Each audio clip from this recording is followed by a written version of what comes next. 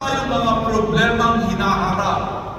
Marami tayong challenges, maraming obstacle.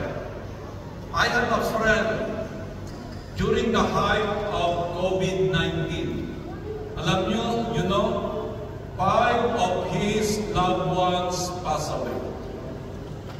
2000 COVID, 2021. Hindi siya, I will not mention his name anymore. So five of his loved ones passed away because of COVID-19.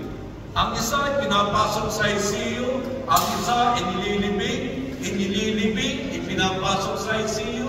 So all in all, five from his loved ones passed away because of COVID-19.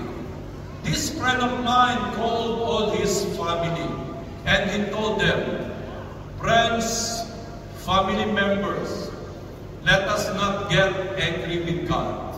We don't know what is the plan of God for our family, but let us remain faithful to Him.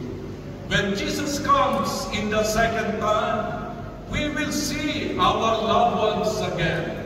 So let us be faithful and remain faithful to Jesus. So brothers and sisters, the question for us this afternoon is, do I have the right attitude as I approach the problems of life?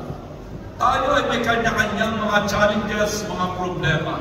Kayo ay malalayo sa inyong family. Kapag may problems, mga kapatid, how do we approach the problems? What is our attitude?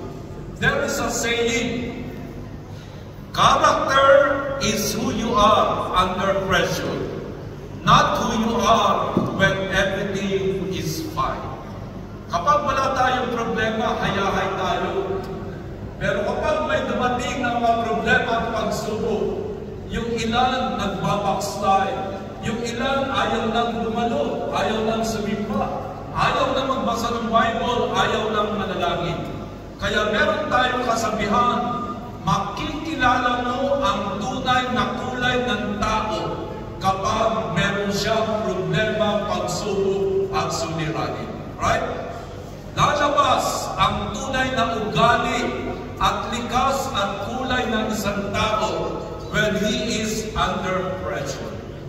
Kaya mga kapatid, one of the marks of a spiritually mature Christian is positive under pressure.